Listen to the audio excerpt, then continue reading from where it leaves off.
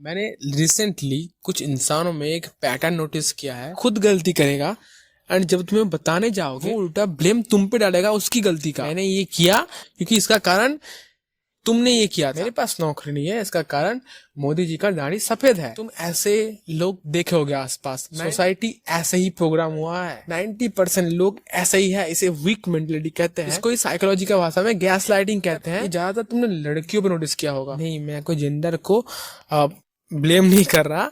मैं तुम्हें एक डेटा बता रहा हूँ। डेटा नहीं, मुझे ये मेरा एक वो है, मेरा एक ऑब्जर्वेशन है। तुमने कपिल शर्मा की शो में या फिर कोई भी चीज में, कोई भी पॉडकास्ट में, कोई भी शो में, इंटरव्यू में, मूवीज में, थिएटर में, हर जगह जो भी चीज होता है, हर जगह वेब सीरीज वगैरह में तुमने ये डायलॉग बहुत बार सुना होगा। मैंने तो बचपन से सुना है बहुत बार कि रिश्ते में गलती हस्बैंड की हो या फिर वाइफ की हो, सॉरी तो हस्बैंड को ही बोलना पड़ता है। तो उनका वाइफ अपने गलती का ब्लेम अपने पे ना लेके दूसरों पे डाल रहा है, जिसको गैसलाइटिंग कहते हैं। इस चीज को नॉर्मलाइज कर दिया गया है। इस चीज को, जो एक इंसान की मेंटल तो खराब कर सकता है, इस चीज को कॉमेडी की तरह बेचा जा रहा है। लोग उसे शेयर कर रहे हैं, उस पर बहुत सारे व्यूज है। हमने हमेशा शेयर उस चीज को करते हैं जो हमसे रिलेट करता हूँ, जो हमें रिलेटेबल लगता हो, जो हमें लगता है कि अरे ये तो हमारे साथ भी हो रहा है, ये तो मैंने भी देखा अपने आंखों के सामने होते हुए।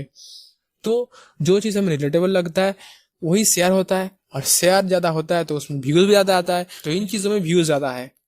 एंड जब लोग रिलेट कर रहे हैं, मतलब लोगों के घर में ये हो रहा है।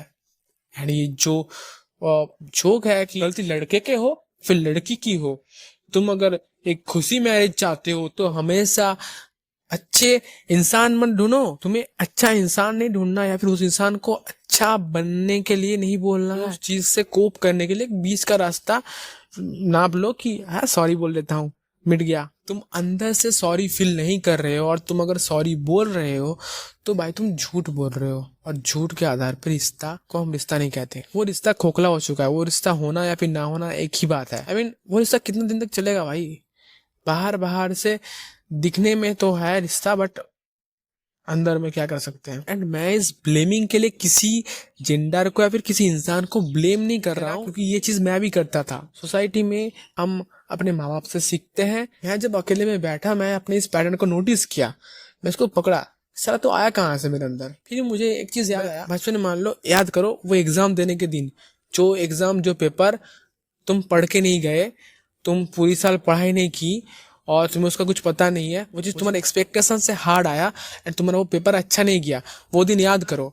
उस दिन में क्या होता है, हम सब की पेरेंट्स, ज्यादातर मम्मियाँ, क्लास से बाहर आने के बाद या फिर घर पे आने के बाद या फिर ट्यूशन में ट्यूशन टीचर्स, वो जेंट्स भी हो सकता है, पता नहीं, क्योंकि उन्होंने भी अपने माँ बाप से सीखा है ना, लेकिन उन्होंने ऑब्जर्व नहीं किया, उस पैटर्न को तोड़ा नहीं है। वो क्या है, वो ये नहीं बोलेंगे कि तूने पढ़ाई नहीं की है अच्छे तरीके से, इसलिए इसका अकाउंटेबिलिटी तू ले कि ये मेरी वजह से हुआ और अगली बार से मैं इसको ठीक करूंगा।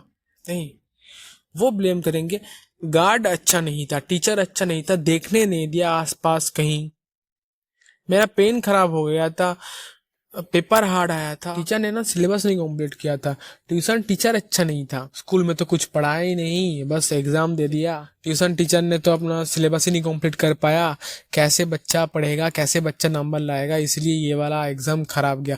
वरना तो ये बहुत अच्छा है पढ़ने में। असली यार, डीप डाउन तुम्हें भी पता है क्या है सच्चाई। ठीक है, मुझे बताने की जरूरत नहीं है, मुझे भी पता था सच्चाई क्या है। तुम सोच लो क्या क्या एक्सक्यूजेस और देते हैं। लेकिन ये चीज जब बच्चा बचपन से सीखता है ना, तो वो ये चीजें लाइफ में, बाद में भी ये पैटर्न लाइफ की हर एरिया में अप्लाई करता है। अब ये नहीं कि तुम इस चीज के लिए किसी और को ब्लेम करने लग जाओ, ठीक है? किसी का और को ब्लेम मत करो कभी। मैं भी किसी को ब्लेम नहीं कर रहा इस वीडियो पे। मैं बस तुम्हें वो चीज जो मैंने खुद ऑब्जर्व करके सीखा है अपने एक्सपीरियंस से, वो तुम्हें बता रहा हूँ। तो ये जो ब्लेमिंग की गंदी आदत पड़ जाती है, ये इंसान आके लाइफ में बाकी हर जगह पे अप्लाई करता है। ये इंसान की एक डिफॉल्ट बिहेवियर बन जाता है। रास्ते में किसी के साथ कुछ टक्कर हो गया, कुछ हो गया, तूने किया, तूने रॉन्ग साइड से आया था, तू ऐसे आया था तो ऐसे हुआ, तू ऐसा नहीं करता तो ऐसा नहीं होता, तेरी गलती है। ये बोलता है तेरी गलती है, वो बोलता तेरी गलती है। दोनों उसके बाद फाइटिंग, ये उसका तोड़ देता है, वो उसका तोड़ देता है, ठीक है? फिर पुलिस हो जाता है, ठीक है?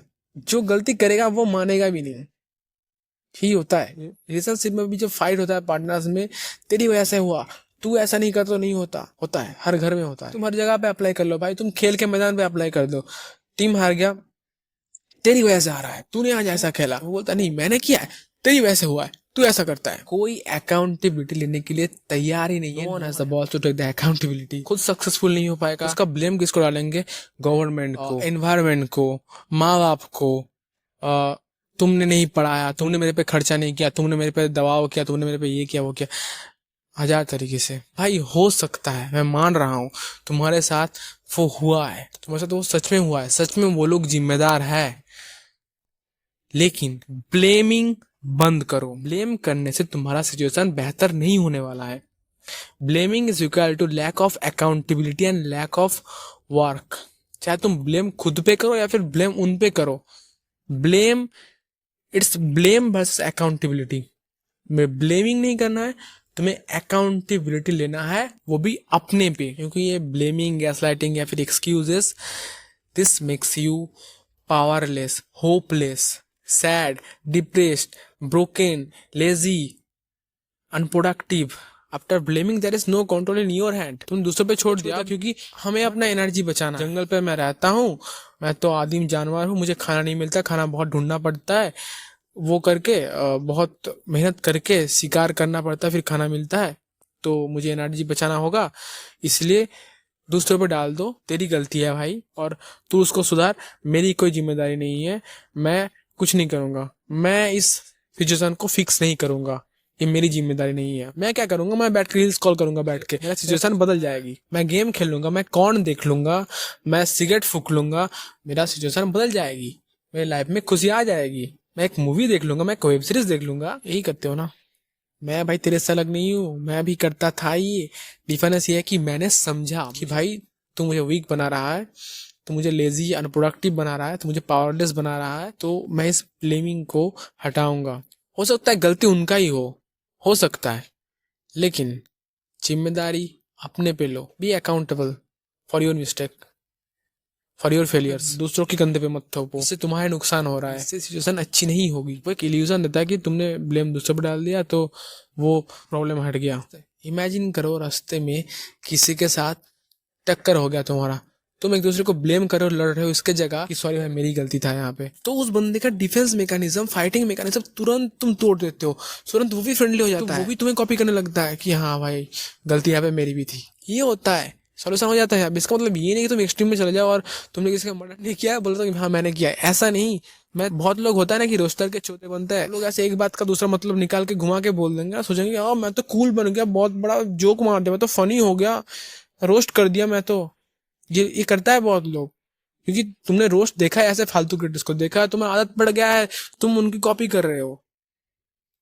क्योंकि ये चीज मैं भी करता था, इसलिए मुझे पता है क्या क्या पॉसिबिलिटीज आने वाला है, किस किस तरीके से ऑडियंस, किस किस टाइप का लोग है, और क्या क्या पॉसिबिलिटीज आने वाला है, क्या क्या तुम्हारे दिमाग में चल रहा होगा, मुझे पता है। तो दूसरों की गलती का ब्लेम मैं नहीं लेने बोल रहा हूँ, ठीक है, मैं बोल रहा हूँ तुम्हारी जो फेलियर्स है अपनी पर्सनल, उसका जिम्मेदारी, उसका अकाउंटेबिलिटी लो अपने हाथ में। हाँ ये चीज मेरी वजह से हुआ है, इस चीज को अब मैं फिक्स कर सकता हूँ। जब तुम अकाउंटेबिलिटी लेते हो, that makes you powerful, that makes you strong, that gives you the control, that gives you the strength, that gives you the hope that you can change it, it's in your hand now। तुम control अपने हाथ में लेते हो, and ये तुम्हें वो motivation देता है टू सॉल्व द प्रॉब्लम। तुम वीक, पावरलेस, कंट्रोललेस या फिर होपलेस फील नहीं करते। अब तुम दुनिया की पावरफुल व्यक्ति से फील कर रहे हो।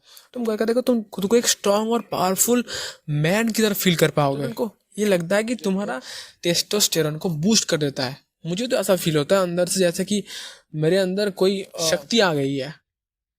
Now I can fix that. So blaming और अकाउंटेबिलिटी दोनों अलग अलग चीज है। ब्लेम ना दूसरों पे दो ना खुद पे लो, बस अकाउंटेबिलिटी लो, जिम्मेदारी। तुम अपने अच्छे कर्मों की तो जिम्मेदारी अपने पे लेते हो, बहुत चौड़ा होकर बताते हो कि हाँ देखा ये मैंने किया है, मैंने, तब तो एकदम क्रेडिट लेने आ जाते हो। ये काम ना उसने किया लेकिन आइडिया मेरा था। मतलब खुद का गलती का ब्लेम नहीं लेगा, लेकिन दूसरों का अच्छाई का क्रेडिट भी लेने चल जाएगा लोग। इतने हरामी होते हैं साले, मतलब हरामी नहीं होते, ये मतलब ब्रेन हमारे ऐसे ही वर्क करता है। हमारा ब्रेन ही हरामी है भाई। इस पैटर्न को मैंने भी पकड़ा है और ये प्रैक्टिस के साथ ही बदलेगा। इसको प्रैक्टिस करना होगा तब ये चीजें बदलेगा। तो साथ में फोड़ते हैं, साथ में बदलते हैं, ठीक है, साथ में पावर लेते हैं हाथ में और we will take the control back. जब कोई भी चीज अच्छा हो तुम क्रेडिट दे दो लोगों पे। एज अ स्ट्रॉन्ग मैन तुम क्रेडिट दे रहे हो भगवान पे। एक स्ट्रॉन्ग मैन क्या करता है? जिसको लोग देख के इंस्पायर होता है, जिसको सोसाइटी रिस्पेक्ट देता है, सैल्यूट करता है, वो क्या करता है?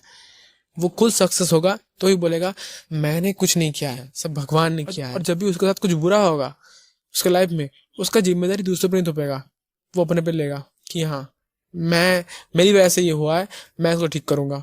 वो कंट्रोल लेता है अपने हाथ में, वो दूसरों को नहीं देता है कंट्रोल। वो पावरलेस, वीक, होपलेस, सैड नहीं होता, क्योंकि उसको पता है ये होके फायदा नहीं, सिचुएशन नहीं बदलेगा, कोई अच्छा नहीं होगा और बुरा हो जाएगा सिचुएशन अगर मैंने कंट्रोल अपने हाथ में ना लिया। तो बुरा हुआ तो किस्मत पे ब्लेम ना करो, सरकार पे ब्लेम ना करो, सोसाइटी पे ब्लेम ना करो, किसी पे ब्लेम करने की जरूरत नहीं है। ब्लेम करने की जरूरत नहीं है। अकाउंटेबिलिटी लो अपने हाथ पे। अच्छा हुआ तो भगवान की वजह से हुआ, ठीक है, या फिर तुम अच्छा का क्रेडिट लेना चाहते हो ले सकते हो, लेकिन जब बुरा होता है बी अकाउंटेबल। एंड तुम 99% लोगों से आगे आ गए। 99% लोग क्या करेगा? कुछ बुरा हो गया, भगवान तुमने मेरे साथ ऐसे क्यों किया? बुरा हो गया, सारा गलती भगवान की, सारा गलती किस्मत की, सारा गलती सोसाइटी की, सारा गलती सरकार की, सारा गलती परिवार की, सारा गलती दोस्त की, सब की। सब सब बाहर पे ब्लेम दे रहा है, अपने बुरा पे और अपने अच्छे पे सारा क्रेडिट मेरा। सिर्फ अपने अच्छे का क्रेडिट लेके भी मन नहीं भरता, दूसरों के अच्छे का भी क्रेडिट मेरा। मैंने उसको ये एडवाइस दिया तभी वो कर पाया। मैंने बताया था इसको, अच्छा सब मेरा हो चाहे बुरा सब दूसरों का। तुम्हें क्या करना है? मेरा सारे अच्छा भगवान का, मेरा सारे अच्छा दूसरों का, मेरे सारे बुरे की कंट्रोल में मैं हूं। मेरे बुरे की, दूसरों की नहीं। समझ रहे हो? दूसरे करे तो क्या करना है? बहस मत करो, just walk away, just ignore. They don't deserve your energy and time. Let's go conquer the day.